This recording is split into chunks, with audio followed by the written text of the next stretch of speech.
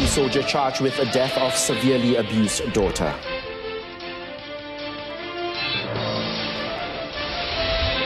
London airport shut as World War II bomb found in Thames.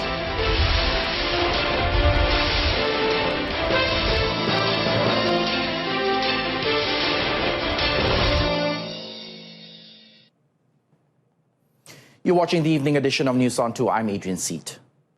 Malaysia will take part in the ministerial level meeting on the Global Coalition Against Daesh in Kuwait City tomorrow. Foreign Minister Dato Sri Anifah Aman will be leading the country's delegation to the 4th edition meeting of the Global Coalition, which will gather all its 74 partners. According to a statement from the Foreign Ministry, Dato Sri Anifah would speak on the current concerns posed by Daesh from the national and regional perspectives at the meeting, as well as the challenges and best practices in countering terrorism and violent extremism. He will also advocate Malaysia's concept of moderation and wasatiyah, which is fundamentally crucial in the efforts to counter the heinous and abhorrent acts of violence and terrorism in all its forms and manifestations. Now, the meeting, which will be hosted by Kuwait's Deputy Prime Minister and Foreign Minister Sheikh Sabah Khalid Al-Hamad Al-Sabah, is aimed at intensifying the campaign to defeat Daesh. It also seeks to outline the way forward for the global coalition and its relevance following the liberation of the Daesh stronghold in Iraq and Syria. The Kuala Lumpur High Court today fixed 9 days from July the 2nd to hear the case of a man and his brother-in-law facing charges with becoming members of the Abu Sayyaf terrorist group and not disclosing information on the group. Malaysian Hajar Abdul Mubin and Filipino national Abdul Shamir Dabilin, both aged 25, were believed to be amongst 19 suspects who attempted to stage an attack at the closing ceremony of the 29th Southeast Asian Games Kuala Lumpur 2017 or KL 2017 on August the 30th of last year. Judge Muhammad Sofian Abdul Razak said the dates after being informed by the prosecution conducted by Deputy Public Prosecutor Azlina Rasdi that the Attorney General's Chambers or AGC had rejected a representation by Hajar for the change against him to be dropped. 12 prosecution witnesses will be called to testify. On December the 11th last year, Hajar and Shamir, both construction workers, pleaded not guilty to the charges against them.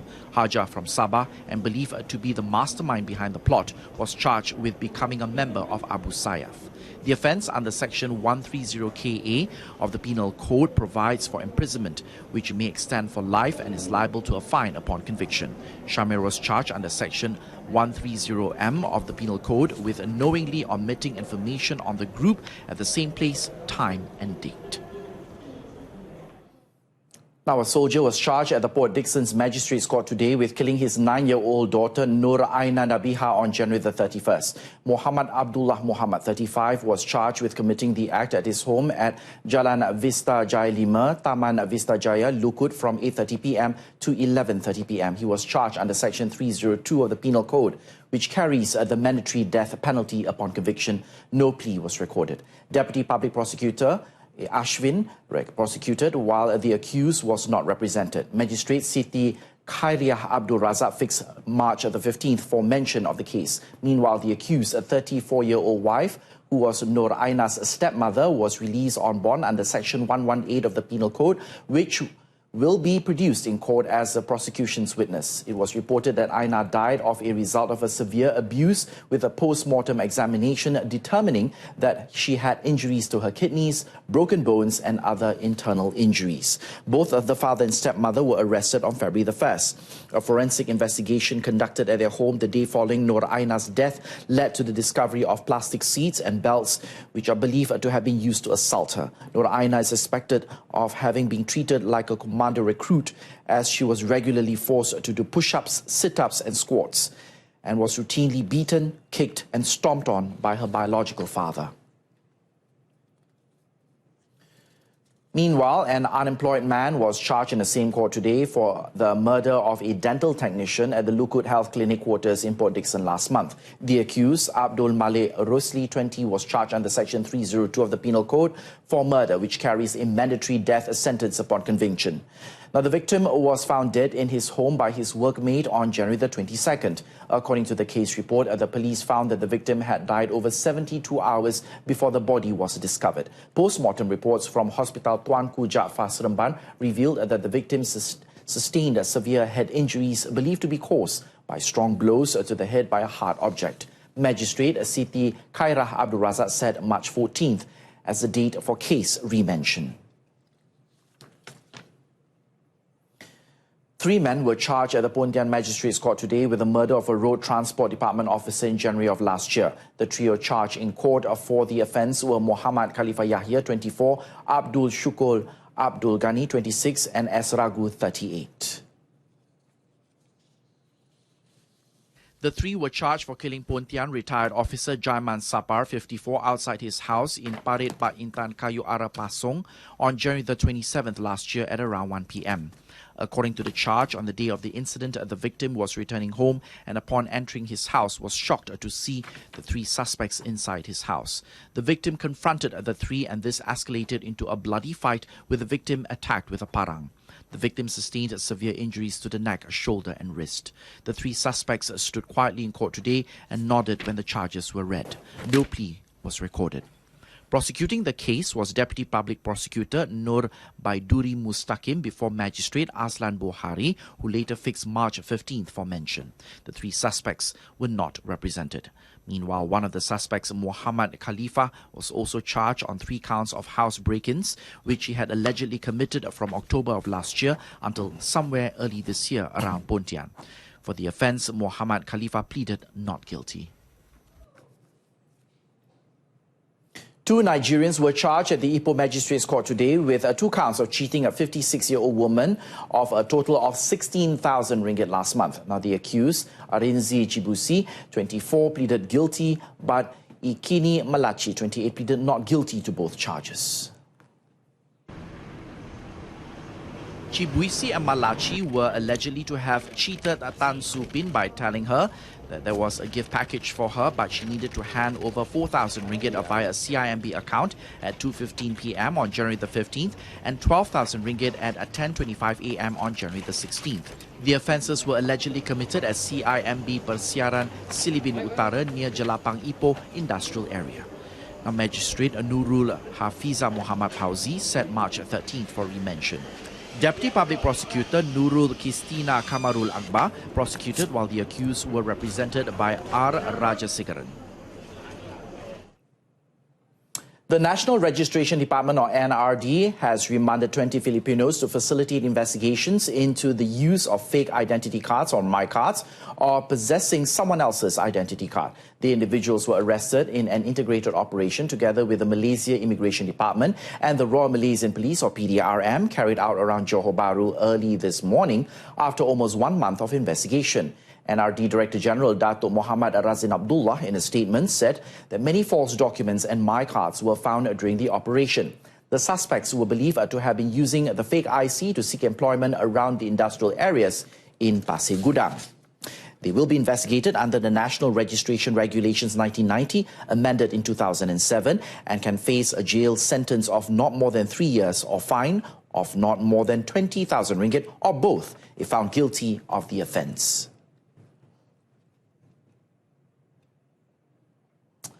Now, a barter trade ship cruising along Tanjung Piai last Saturday evening was stopped by the Malaysian Maritime Enforcement Agency, or MMEA, on suspicion of smuggling contraband goods. According to the South Region Maritime Director, Dato' Abu Bakar Idris, the agency was tipped off about the ship's smuggling of contraband cigarettes and liquor near Tanjung Piai waters. Dato' Abu Bakar said the agency enforcement team who raided the ship found 916,500 packets of white cigarettes and 3,038 bottles of liquor, which were estimated to be worth 2.5 million ringgit. The MMEA also seized the ship and detained the 10 men aged between 25 and 53 years old on board. Bot tersebut telah berlega-lega berhampiran dengan Tanjung Piai, dan semasa tangkapan dibuat, saya percaya subjek tersebut sedang berkomunikasi ataupun mungkin sedang menunggu peluang untuk menurunkan semua sekali rokok-rokok dan juga minuman keras. The case is now being investigated under Section 135 subsection 1 subsection D of the Customs Act 1967. 5 people, including 2 women, were arrested in separate raids yesterday for selling an array of firecrackers worth 5,000 ringgit. District Police Chief Superintendent Ng Kong Soon confirmed that the raids were conducted in Gopeng. Superintendent Ng disclosed that the 5 aged between 17 and 45 had no permanent jobs and wanted to make fast money by taking advantage of the Chinese New Year celebrations, which is just around the corner.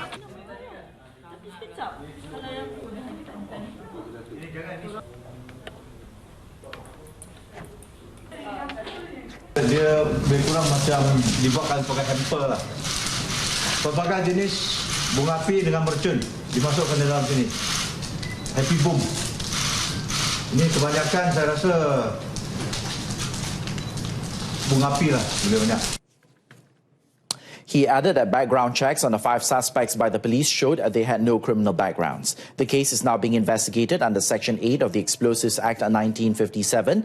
Upon conviction, each suspect will be liable to a 7-year jail term or a fine not exceeding 10,000 ringgit or both. The Immigration Department is mulling to take tough actions, including deporting repeat traffic offenders involving foreigners. Its Director General, Dato Sri Mustafa Ali, said based on information from the Road Transport Department, or RTD, there were foreigners who repeatedly committed offences under the Road Transport Act 1987. Dato Sri Mustafa said the cases involved mainly driving without a license and a road tax, using fake documents as well as other traffic offences. Although their numbers were small, Dato Sri Mustafa stressed that such cases cannot be taken lightly. Mereka itu parti ataupun yang mereka tidak ada apa-apa dokumen melibatkan lesen mereka atau pendaftaran dan sebagainya. Dan perkara ini telah kita perbincangkan juga bagaimana nanti tindakan-tindakan, misalnya pengusiran juga boleh dilakukan kepada warga-warga asing. Dato Sri Mustafa told reporters today after attending an engagement session with the Malaysia Crime Prevention Foundation in Putrajaya.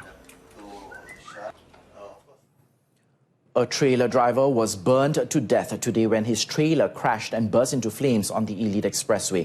The Fire and Rescue Department received an emergency call just before noon and rushed 2 fire trucks along with 11 fire personnel to the scene of the accident, which was near the Saujana Putra exit. It was believed that the cause of the flames was oil leakage on the trailer. The Fire and Rescue Department managed to clean the oil spill, and the victim's body was handed over to the police for further action.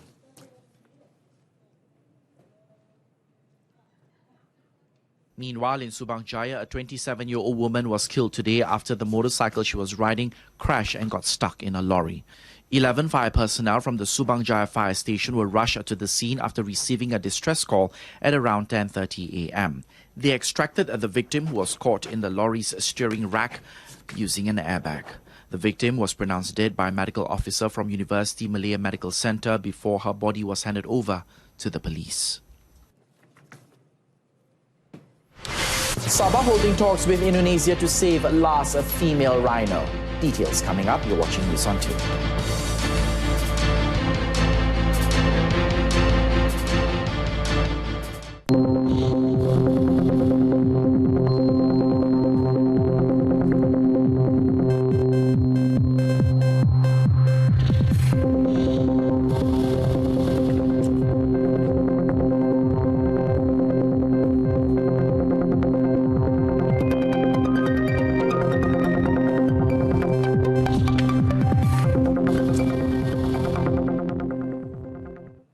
Thanks for staying with us. The Royal Malaysian Police, or PDRM, will enhance and expand the placement of its School Liaison Officers, or PPS, at schools nationwide. Inspector General of Police Tan Sri Muhammad Fuzi Harun says there is a need for a seamless relationship between the police, teachers and parent-teacher associations in weeding out bullying cases.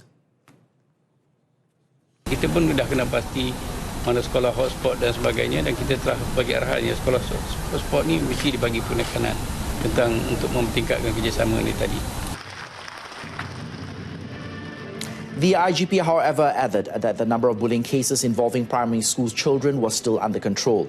Last year alone, a total of 1,506 crime-related cases involving students between the ages of 7 and 18 were reported.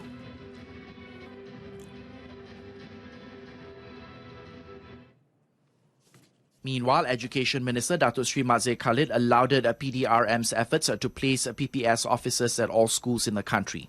The presence of police liaison officer will provide a platform for students and teachers to approach and report any wrongdoing so the authorities can assist in taking the necessary action. Datuk Sri Mazze added that the move will also indirectly allow students to focus on their studies and maintain high discipline to keep them on the right track. Upsound. The Sabah state government is holding talks with Indonesia to find ways to save Iman, the last remaining female Sumatran rhino in Malaysia, who is currently suffering from uterus cancer. Sabah Tourism, Culture and Environmental Minister Datuk Sri Masidi Manjun said discussions on the matter will continue next week when he meets Sabah Wildlife Department Director Augustine Tuunga. He reminded the public to remain calm as treating Iman's disease is not an easy task and she has shown a slow recovery. However, he assures that everything is being done to find a cure for Iman. Datuk Sri Masidi added that discussions are also being held to get the Indonesian government to agree on a breeding program for rhinoceros to ensure their survival, as Iman was still producing eggs that could be used for the in vitro fertilization attempts. Johor Barisan National Chairman Dato' Muhammad Khalid Nordin is leaving it to the top leadership to decide on the list of candidates to contest in the 14th general election. Although some component parties had already listed their potential candidates, the final decision will only be made and announced by the Prime Minister. Dato' Muhammad Khalid said he did not rule out the possibility that the parties might even make some adjustments to their list to make way for new faces. So even if they announce, it is up to the final decision to be made by the chairman of Barisan Nasional. Even the component chairman should be announced. Even the component, because the final letter will come from Barisan Nasional headquarters. So it may be possible that those names may change at the last moment. The Menteri Besar told reporters after visiting the site of one of the state's Project Ekonomi Rakyat or People's Economic Project, which produces oyster mushrooms in Johor Jaya today. After two consecutive defeats, Kedah secured their first Super League win of the season, beating PKNP by a solitary goal at the Batu Kawan Stadium in Pulau Pinang yesterday. It was PKNP who almost broke the deadlock in the 6th minute. Yong Ji Sung's header was denied by the post after a good delivery from Hafiz Ramdan. Minutes before half-time, Akia Rashid, who was a constant threat for Kedah, found Pablo Palares with a good cross, but his header was blocked by PKNPS's 18-year-old goalkeeper, Brian C. The Spanish striker missed another great chance in the second half. Debutant Andik Vermansyah making the assist from the left flank, only for Palares' header to go narrowly wide. Kedah finally broke the deadlock in the 83rd minute. Palares connected well with Andik's cross, only for Brian to block it initially. But Akia was on hand to knock the rebound into the back of the net for his first goal of the season. PKNP did come close to finding an equaliser late in the game through Ji Sung's header, but Kedah keeper Asri Muhammad was equal to the task as Kedah clinched their first victory of the season.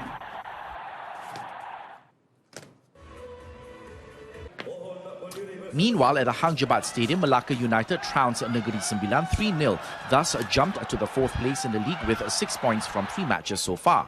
Malacca started aggressively from the outset with several attempts from Yahor Zubovic in the 15th minute and Jeon Woo Young in the 19th minute as they kept on bombarding the opponent's goal in the first 30 minutes of the game. The home side eventually scored the first goal through Zubovic in the 31st minute before the Belarus striker scored another goal 8 minutes later. The second half saw the home team continue from where they left off at the end of the first half, and their efforts bore fruit in the 70th minute when R. Gopinathan slotted the ball home to complete a 3-0 victory for Malacca. And that item concludes this evening's edition of News on 2. In our top story, London airport shuts as World War II bomb found in Thames. News on 2 will be back at 12:30 p.m. tomorrow afternoon. Until then, I'm Adrian Seed. Thanks for watching. Have a pleasant day ahead. Tamil Bulletin is up next. Stay tuned.